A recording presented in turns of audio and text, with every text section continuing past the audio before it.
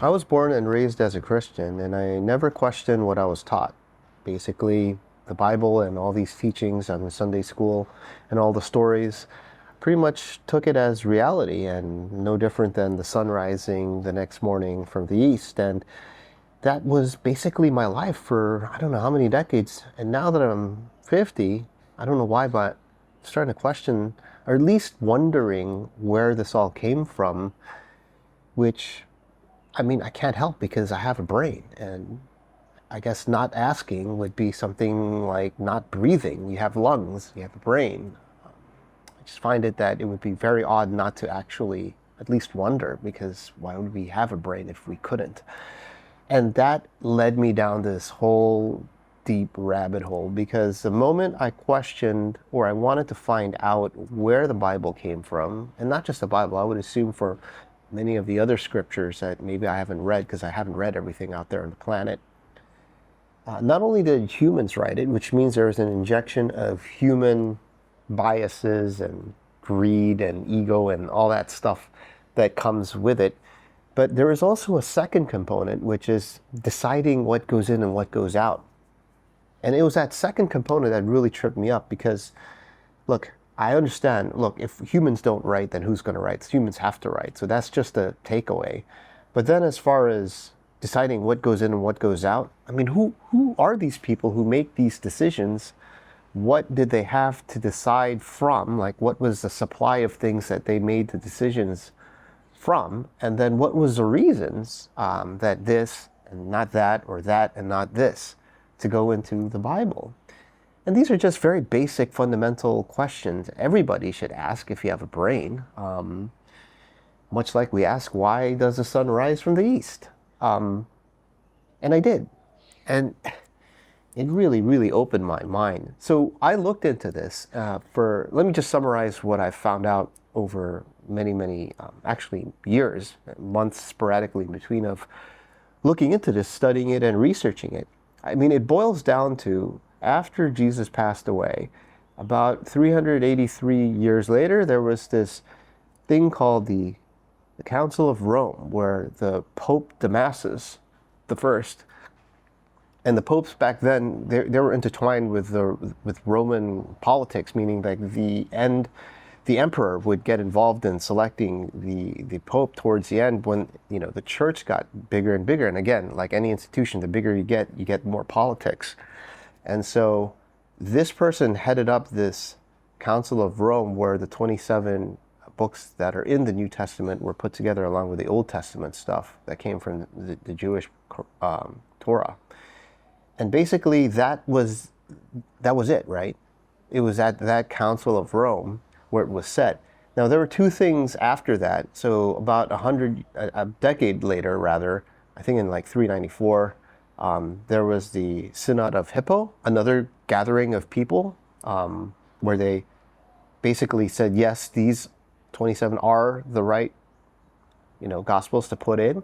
And then finally, the third one was the Council of Carthage, where they again reiterated these books as the canon of the Bible. And so it was those three that said it, and that actually lasted until like 1,000 years, right? And it was reaffirmed in 1447, I believe, finally.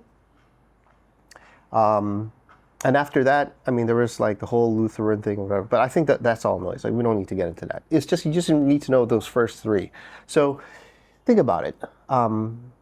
Almost 400 years after Jesus passed away was the canonization. And it was at a time when Rome, which was basically the most powerful nation on the planet, was divided, and they were trying to centralize everything.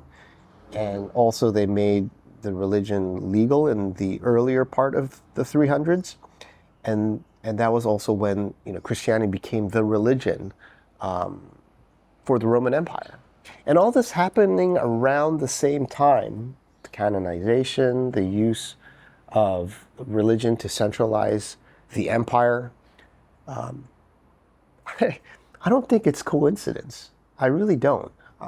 There's got to be, and humans, we our imperfect, if you look at our track record, we suck, right? We always get corrupt or use power in our own egotistical and selfish ways. At the end of the day, there has never been a case where once an institution gets large enough, whether it be academic institution, religious institution, political institution, an empire, that we fall apart because that's reason, because that's just human nature. And so to believe that it was perfect and perfectly clear and devoid of any of these characteristics of humanity is just a figment of imagination, especially when you get more and more people involved, the larger and larger the institution gets. And so, I just have a really hard time believing that these people that were involved in these councils and synods were perfect people and didn't have any biases and any ego and any selfishness in an iota of that in their being. And I don't believe that. And so that means, for me at least, there was some, you want to argue with me how much of it was there, but it was there. And how did that tie into ulterior motives for large empires like the Roman Empire? And what was their agenda in choosing the Pope? And by the way, if you research Pope Damasus, the Pope headed up the Council of Rome, the first one that put it all together, I mean, there was read the history books of, at least that was historical because it was within Rome and they had written records. There was a lot of violence involved in it. And anyway, so he ascended and he put this together, and but that, the part that, why did it take me decades to finally, I mean, if there was no internet, I would have never known about this, right? It's just thanks to the internet and the information out there that we know about this from historians and whatnot. And why did it take me this long? I don't know, but it did, right? And so here we are. And so what was the consideration? What did they not include? And who are these people making these decisions for me? These troubled me, right? So I went on a mission. I wanted to know what were the other things that were being considered that did not make it into the canonization of the Bible. And I wanted to know why they didn't make it into the Bible. And so I started looking around. Do we know what was not included? And at least, even if we don't know why, if they didn't document it, do we know what was? Because I'd like to know what they were as well. And I'd like to make my own decision with my God-given ability of spirituality, of intelligence, of my brain, basically, and my soul, by reading things and figuring out what I believe is right and what is wrong, right? Not for other people to make that decision for me. I'm not 5 years old anymore. I mean, I get it if you're a kid, but when you're 50, it's not the case, right? And so it turns out, not around, gone.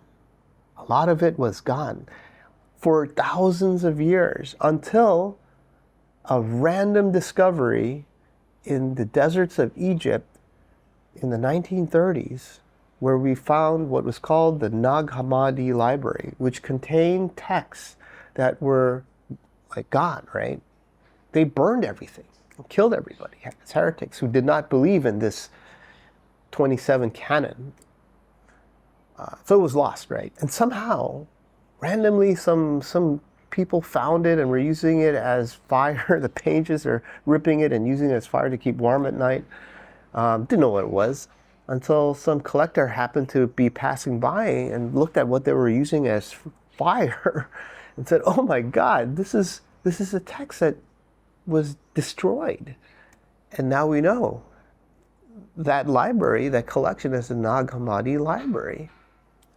And if it weren't for that, we would have never known. And so in that library, I started looking there's some of the stuff here that was not included, that was rejected. And now we can actually read it. And that really, really interested me. So I started reading all the stuff that was rejected, right, by these people. And man, that really opened my eyes and really made me understand certain reasons why they might be rejected, especially by a decision and a process in the council where there was Romans involved and had the interests of the Roman Empire, you would be a fool to believe that there was absolutely no integration of that, because that's when Rome made it legal, combined from the East and the West, and made it the official religion of the empire, and how it consolidated power and centralized things. You really want me to believe that there was absolutely zero, while at the same time this thing was being canonized? I can't believe that. No. I know one thing I do know is humans and humanity, and I'm not going to believe that. And so when I read all the other stuff, it was crazy, right? It was very different. It was very, very different. And then I dug more and did more research, and I was like, hey, in the beginning, and why did it take like 400 years for the canonization? Like, it took 400 years after Jesus died. Like, what was going on during those 4 centuries? A lot was going on, and I'm not going to talk about it in this video, but look, and we'll talk about it later, but there were really 2 main camps, right? 2 main camps after Jesus died, and one of them lost, and the other is the one we know of as today that got canonized with, I would say, the interests of external factors such as the Roman Empire. And I might have to, I will come out and say, I think the one that should have won lost, right? And got lost in history and was wiped out and everything burned and everybody killed as heretics, until we found the text randomly in the 1930s. And so anyway, that was the beginning of this journey I'm taking, was that was a line of logic and questioning and wondering that entered my mind, because I can't help myself but be a human and think. And so I don't know if any of you out there had those questions or wonders as well, and how much research you've done. If you've done a lot of research, then please add more to the comments about what I shared, and we can talk about it. And if you haven't, go look it up. Go look it up. It's all out there. This wouldn't have been possible 100 years ago. First, there was no discovery of the Nag Hammadi library, but second, there's also no internet, so you wouldn't have known, right? And the information was clamped down into sects and institutions and academics and whatnot. Was not known. But now that we have the internet and the information is truly available, and you can attest to it, you can see what's real and what's not, basically. I encourage you to go and look out for it, because you have a brain and it was given to you for a reason, much like your lungs were. Go out and breathe. See you in the next episode.